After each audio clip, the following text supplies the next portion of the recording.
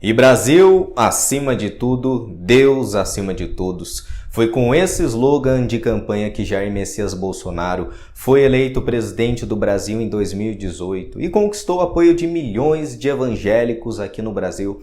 E a partir desse momento, figuras como Silas Malafaia, Edir Macedo, que são vozes muito poderosas aqui no Brasil, no meio neopentecostal, elevaram Bolsonaro a um status messiânico, ou em termos mais simples, ele se tornou ungido de Deus aqui no nosso país, como se ele fosse um governador de Israel, como no Antigo Testamento. Bem, vamos receber o presidente do Brasil.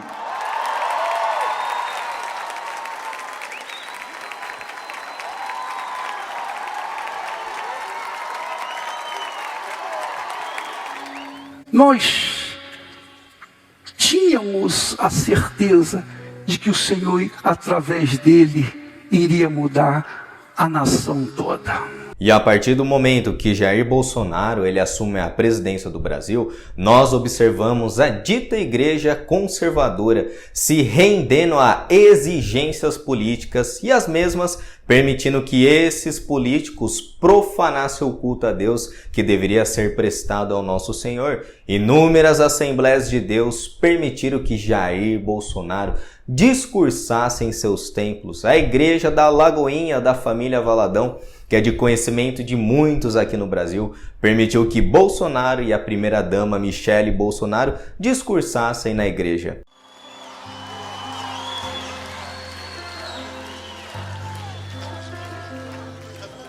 E o presidente da Convenção Geral de Assembleias de Deus aqui no Brasil, José Wellington, ele declarou em seu discurso que Bolsonaro é o pré-candidato do povo evangélico, ou em termos simples, o famoso curral eleitoral sendo realizado entre os membros da Igreja Assembleia de Deus. E além disso, ele afirmou que Jesus Cristo daria a Jair Bolsonaro a vitória no primeiro turno das eleições de 2022. E todo esse discurso falando em frente do presidente Bolsonaro.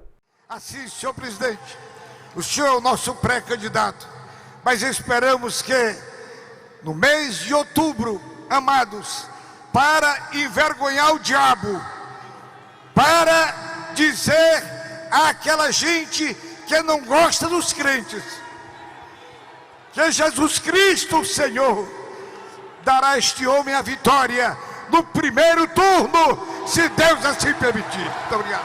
E a igreja se iludiu com esse homem ao ponto da mesma idolatrá-lo como ungido de Deus, como se Jair Bolsonaro fosse o Messias da igreja brasileira. Falas como Jair Bolsonaro vai nos salvar, não vai deixar o Brasil virar uma Venezuela, foram ditas por muitos dos seus apoiadores e, inclusive, figuras com bastante influência no meio evangélico. Gravei os vídeos e vi um posicionamento, porque primeiro, Deus me direcionou pela primeira vez na minha história a um jejum de 40 dias, só na água, orando, intercedendo, clamando pela nação. Nunca tinha feito isso antes. E no final, no 38º dia, Deus me direcionou a um posicionamento para que lutasse contra a permanência do PT, dizendo há mais em jogo na nação do que vocês estão vendo, entendendo ou discernindo. Deus tem levantado o Bolsonaro para salvar a gente de não virar uma Venezuela, de não virar um país comunista, onde as pessoas são todas niveladas no mesmo grau de pobreza, de miséria. E se você crê que Deus fala comigo, eu te digo, eu avalizo para você. Eu vi, Deus me mostrou o Espírito de Deus sobre ele, Deus me mostrou que ele era o cara escolhido para salvar, socorrer a gente de não quebrar, que nem os outros países estão quebrando. E não foram somente esses discursos apaixonados em torno da figura do ex-presidente Bolsonaro, mas uma enxurrada de falsos profetas e apoiadores dele começaram a entregar sonhos, revelações, profecias dizendo que vinha da parte de Deus que Jair Bolsonaro seria eleito presidente do Brasil em 2022. Porém, nenhuma dessas falsas profecias e sonhos se cumpriram, pois Deus, meus irmãos, não tem parte com essas pessoas que disseram coisas do próprio coração e muitos deles influenciados por agentes satânicos. Eu quero dizer para vocês, Deus me mostrou dentro da casa da serva dele, eu não conheço, O Senhor disse o número dele é 2, o ano é 2022 e o número dele é 22 e na casa dela tem 2. Aí eu disse, como 2, Senhor? E o Senhor foi me dando 2, 2, 2, 2 e disse, tem 2 joelhos que se dobram. Aleluia! E esses joelhos estão aqui. E o Senhor está honrando. E a vitória é nossa. Pelo sangue de Jesus. E quando Lula venceu as eleições em outubro de 2022, o Brasil inteiro presenciou inúmeros manifestantes bolsonaristas que não aceitaram a derrota nas urnas se dirigindo em frente aos quartéis do Exército, pedindo uma intervenção militar, ou o famoso golpe. E dias antes do atual presidente Lula assumir o país, Jair Bolsonaro realizou a sua última live chorando, dizendo essas palavras. Isso tudo trouxe aí uma massa de pessoas para as ruas, protestando. Desde o dia seguinte do resultado das eleições. E essa massa, atrás de segurança, foi para os quartéis. Eu não participei desse movimento. Eu me recolhi. Eu acreditava e acredito ainda que fez a coisa certa, de não falar sobre o assunto para não tumultuar mais ainda. O que houve pelo Brasil foi uma manifestação do povo, que não tinha liderança, não tinha ninguém coordenando, Israel, eu sou líder desse movimento, não tinha. E vocês prestaram atenção no que Jair Bolsonaro disse? Todas essas pessoas que ficaram quase 2 meses em frente aos quartéis do Exército, tomando chuva, protestando, idosos na manifestação, manifestante levando crianças, pessoas tomando spray de pimenta na cara, pessoas orando em cima da bandeira do Brasil e todos esses manifestantes depositando a sua esperança em um homem que era Jair Bolsonaro. Mas muitos podem protestar dizendo, não, nós não estávamos protestando pelo Bolsonaro, mas sim pelo Brasil. Será mesmo?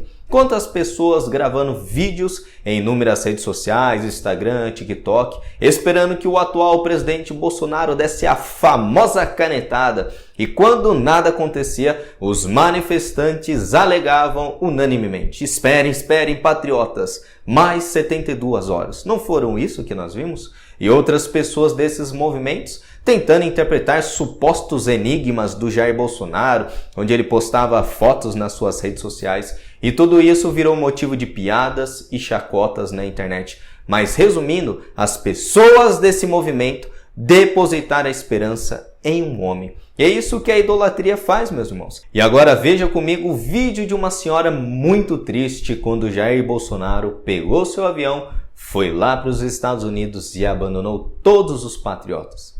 Veja o vídeo. Nós quer o Bolsonaro, nós quer ele que estava trazendo a paz para nós. Ele está indo para os Estados Unidos. Tá não é mentira. Ele não tá, ele não vai fazer isso.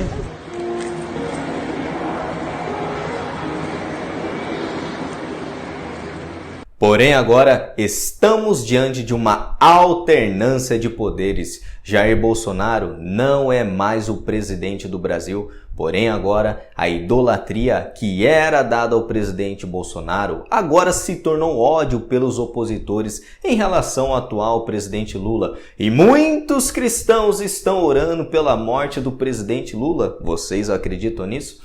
Mas a idolatria mudou de personalidades e também de grupos, ou seja, quem está sendo idolatrado como o salvador da pátria agora é Luiz Inácio Lula da Silva. E frases como o amor venceu ou a festa da democracia estão sendo ditas pelos seus apoiadores e inclusive por aqueles que se consideram cristãos como Kleber Lucas. Vamos assistir. Os evangélicos nunca cresceram tanto na história do Brasil quanto no período da gestão do presidente Lula. Então, é a continuidade de uma história linda, marcada, que não poderia ter sido interrompida como foi, mas agora o amor venceu. E Lula não somente cometeu inúmeros roubos em seu governo no passado, mas o mesmo roubou o coração de muitas pessoas nas eleições de 2022. E como João Calvino escreve acertadamente, o coração dos homens é uma fábrica de ídolos. Lula é o novo bezerro de ouro de muitas pessoas aqui no Brasil. Mas vocês querem saber de algo, meus irmãos? Toda essa idolatria, tanto dos conservadores e da esquerda, não tem nada de novo debaixo do sol na história do cristianismo. A igreja cometeu esse mesmo erro mais ou menos 1700 anos atrás, quando o imperador Constantino chegou ao poder no ano 300 depois de Cristo. E com toda certeza, todas aquelas pessoas que estudaram a história do cristianismo asseveraram que o imperador Constantino é uma das principais figuras da história cristã. E um dos historiadores mais famosos e também antigos da igreja é Eusébio de Cesareia. E ele chegou a fazer tal afirmação quando Constantino trouxe paz para os cristãos no Império Romano. Vamos ler. Tudo estava iluminado com rostos sorridentes e olhos radiantes. Contemplavam-se mutuamente o que antes estavam cabisbaixos, com coreografia e hinos nas cidades e nos campos. Honravam primeiramente a Deus, soberano rei, conforme haviam aprendido. Em seguida, ao piedoso imperador com seus filhos, amados de Deus. Caíram no esquecimento os males antigos, perdeu-se a lembrança de toda impiedade. Estabeleceu-se a fruição dos bens presentes e, mais ainda, a esperança dos bens futuros. Promulgavam-se, portanto, em todo lugar, mandamentos muito humanitários pelo imperador vitorioso e leis reveladoras de sua magnífica e verdadeira piedade. Assim, certamente foi abolida toda tirania e somente Constantino e seus filhos conservavam firme e incontestado o governo do império que lhes competia. Antes de tudo, eliminaram do mundo o ódio a Deus. Assim, dentre os bens que Deus, em sua sabedoria, lhes concedera, eles manifestaram por meio de ações realizadas perante todos os homens, principalmente o amor à virtude, o amor a Deus, a piedade e o reconhecimento para com a divindade. E que declaração mais idólatra escrito para o imperador, não é verdade? E isso foi dito por um dos historiadores cristãos mais antigos da história da igreja e apaixonadíssimo por Constantino. Os cristãos, desde o reinado do imperador Nero no ano 64 d.C. até a ascensão de Constantino no ano 300, ou seja, meus irmãos, foram mais de 200 anos de perseguições que a igreja passou. Mas sabe o que é mais interessante, meus queridos irmãos? Que mesmo em meio a tantas perseguições, cristãos sendo crucificados, sendo degolados, a igreja jamais foi destruída pelo Império Romano. Tertuliano, no segundo século, chegou a fazer tal afirmação poderosa que é lembrada até os dias de hoje. O sangue dos mártires é a semente da igreja. Porém, meus irmãos, durante o reinado de Constantino, ele concedeu status aos bispos com o mesmo grau de senadores de Roma. Ele mandou construir gigantescas basílicas, incluindo de São Pedro, que até hoje nós temos lá em Roma, onde ficam os papas.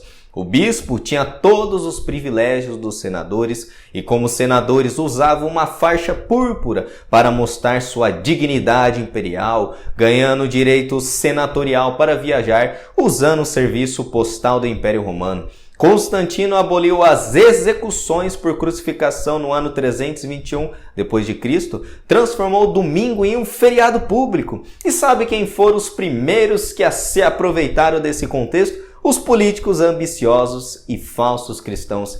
E a raiz de todo o problema na igreja começou na época da paz, com a igreja se dobrando diante do império político de Roma. E a religião começou a ser usada para fins políticos. A igreja, que antes era caracterizada por pessoas pobres, da sua grande maioria, porém eram cristãos verdadeiros e regenerados pelo Espírito Santo, E agora a igreja começa a ser caracterizada pela grande elite, até o imperador romano declarando a sua fé em Jesus Cristo. E qual a importância, meus queridos irmãos, da história de Constantino e seus impactos para os dias atuais na igreja em 2023? Como eu disse anteriormente, não tem nada de novo debaixo do sol.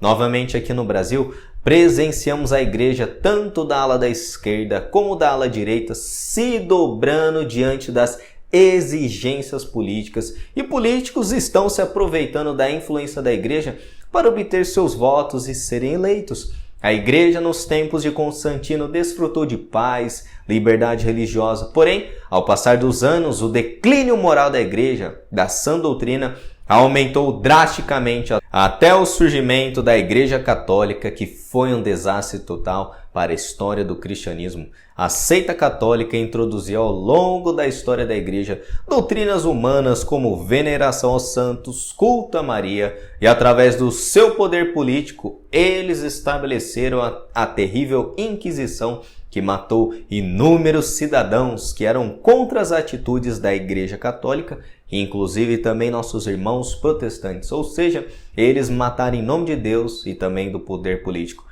E voltando agora ao cenário do Brasil, os apoiadores evangélicos do Bolsonaro pensaram que ele era um homem de Deus, que Deus levantou para ser uma nação cristã, cujo Deus é o Senhor, e somente com ele na presidência a igreja iria desfrutar uma paz jamais inalcançável aqui no Brasil. Já a esquerda evangélica está enxergando Lula como a democracia brasileira, a verdadeira democracia. O amor venceu. Ou como o pastor Iago Martins afirmou acertadamente, Lula é o bezerro de ouro de muitos, por mais que seja menos apoiado em igrejas, logo alvo de menos apoio explicitamente eclesiástico, bíblico, teológico, continua recebendo a adoração fundamental de quem acredita em Messias e Salvadores. E a minha mensagem, meus queridos irmãos, é clara e muito objetiva que eu quero trazer nessa análise. A igreja deve parar de idolatrar Constantino, Bolsonaro e Lula